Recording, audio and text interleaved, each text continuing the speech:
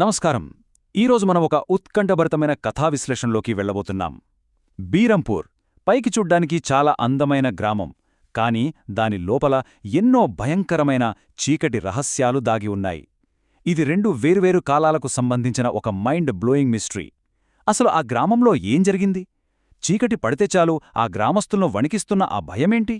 సరే, ఏమాత్రం ఆలస్యం చేయకుండా నేరుగా ఈ కథలోకి అడుగుపెడదాం. వాళ్లను ఎవరైనా చూస్తే ఇక ప్రాణాలతో మిగలరు. అవును, సరిగ్గా 400 ఏళ్ల క్రితం మదన్ అనే యువకుడికి వాళ్ల నాన్నగారిచ్చిన భయంకరమైన వార్నింగిది. శనివారం రాత్రిపూట ఎట్టి పరిస్థితిలోనూ బయటకు వెళ్లొద్దు అని ఆయన చాలా సీరియస్గా చెప్పాడు. ఎందుకంటే ఆ చీకట్లో సంచరించే ఒక మృత్యుశక్తి వాళ్లను వెంటాడుతుందనే భయం ఆ మాటల్లో మనకు స్పష్టంగా కనిపిస్తుంది కదూ. ఇక అసలు బీరంపూర్ పాతశాపం ఏంటి అనేది చూద్దాం. ఆ దట్టమైన అడవిలో పొంచి ఉన్న ఆ అతీంద్రియ శక్తి వెనుకున్న కథేంటో తెలుసుకుందాం. అసలు ఎవరు నిసిర్మోలో జస్ట్ ఊహించుకోండి. ఒక పెద్ద శవపేటికను భుజాలపై మోస్తూ భయంకరమైన మంత్రాన్ని జపిస్తూ ముందుకు సాగే నలుగురు శపించబడిన వ్యక్తులే ఈ నిసిర్మోలో. వాళ్ల కళ్లలోకి ఎవ్వరు చూసినా సరే అక్కడికక్కడే ప్రాణాలు వదిలేస్తారు.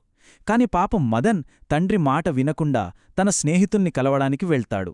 అడవిలో పొదల్లో దాక్కున్నప్పటికీ పొరపాటున వాళ్లను చూసేస్తాడు. ఇక అంతే, మరుసటి రోజు ఉదయం మర్రిచెట్టు దగ్గర భయంతో కళ్ళు తేలేసిన మదన్ డెడ్ బాడీ మాత్రమే దొరుకుతుంది. ఆ రాత్రికి ఆ అడవి ఎంతలా భయపడుతుందో చెప్పడానికి ఈ ఒక్క సంఘటన చాలు. సరిగ్గా ఇక్కడే కదా 400 ఏళ్ల క్రితం ఆ చీకటి అడవిలో మొదలైన భయం నుంచి నేరుగా ఇప్పటి కాలానికి వస్తుంది. ఢిల్లీలోని ఒక ల్యాబ్లో మేఘనా అనే పరిశోధకురాలు ఒక భయంకరమైన పీడకల నుంచి ఉలిక్కిపడిలేస్తుంది. ఇక్కడ మనం గమనించాల్సిన ఒక ఇంట్రెస్టింగ్ పాయింట్ ఏంటంటే, ప్రొఫెసర్ జయదేవ్కి ఒక యాంటీడోట్ తయారుచేసి ఇవ్వడానికి మేఘనా మరియు ఆమె స్నేహితురాలు ఇషితాకున్న టైం కేవలం 3 రోజులు మాత్రమే. ఆలోచించండి, ఒకవైపు పీడకలలు, మరోవైపు ముంచుకొస్తున్న డెడ్ లైన్. కథ ఇక్కడ్నుంచి చాలా స్పీడ్గా వెళ్తుంది. ఈ పీడకలలకి ఆ పాత పుస్తకానికి ఉన్న సంబంధమేంటి? ఎప్పుడో 400 ఏళ్ల క్రితం నాటి ప్రాచీన జానపద కథలు ఇప్పుడొక సిటీ అమ్మాయి కలలోకి ఎలా వస్తున్నాయో మనం ఒకసారి చూద్దాం. మేఘనను పదే పదే వెంటాడుతున్న ఆ పీడకల మామూలుది కాదు. దట్టమైన పొగమంచుతో కమ్మేసిన ఒక చీకటి అడవి, ఒక పురాతన చెట్టునుంచి బొట్టుబొట్టుగా కారుతున్న ఆకుపచ్చని ద్రవం, ఇంకా దారుణమేంటంటే ఆమెను వెంబడిస్తున్న ఒక భయంకరమైన రాక్షస పక్షి. తను ఎప్పుడూ చూడని వెళ్ళని ఒక ప్రదేశం కలలోకొస్తుంటే ఎవరికైనా పిచ్చెక్కిపోతుంది కదా. మేఘన పరిస్థితి కూడా అంతే. అయితే ఇక్కడే ఒక మైండ్ బ్లోయింగ్ ట్విస్ట్ ఉంది. సరిగ్గా అదే సమయంలో ఇషితకు ఒక పాత జానపద పుస్తకం దొరుకుతుంది. అందులో మృత్యుంజయ అమృతం గురించి ఒక ప్రస్తావన ఉంటుంది. పౌర్ణమి రాత్రుల్లో ఒక పర్టికులర్ చెట్టు నుంచి కారే ఆకుపచ్చని అమృతమిది అని అందులో రాసి ఉంటుంది. వినడానికి చాలా వింతగా ఉంది కదా. కాని అసలు షాక్ ఏంటంటే, ఆ పుస్తకంలో గీసి ఉన్న చెట్టు బొమ్మ మేఘన తన కలలో చూసిన చెట్టుతో ఖచ్చితంగా సరిపోలుతుంది.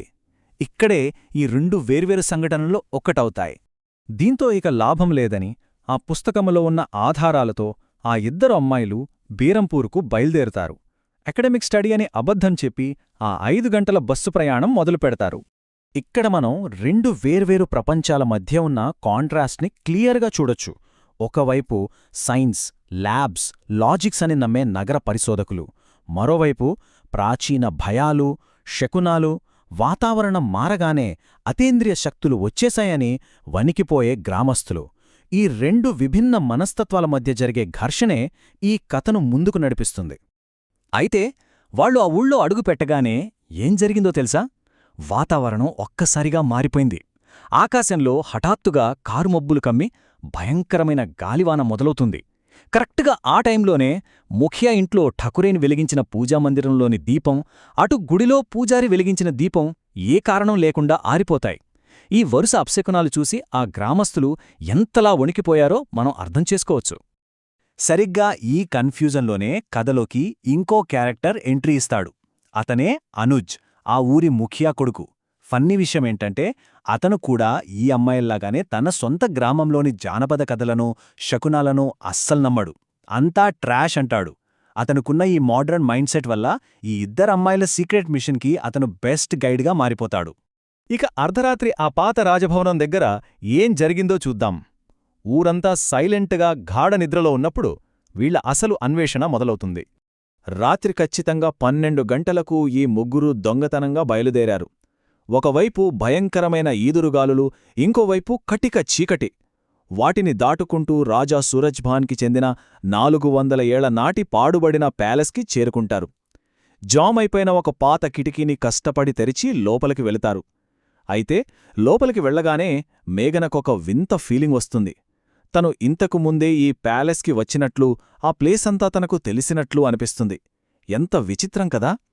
ఆ పాత జ్ఞాపకాలు ఆమెను వెంటాడటం మొదలుపెడతాయి. సరిగ్గా ప్యాలెస్లో వీళ్ళు ఇలాంటి పరిస్థితిలో ఉన్నప్పుడు బయట ఆ ప్రాచీన పీడకల మళ్లీ నిద్రలేచింది. నిషిర్మోలో తిరిగి వచ్చారు. బం బం బాష్, బం బం బాష్.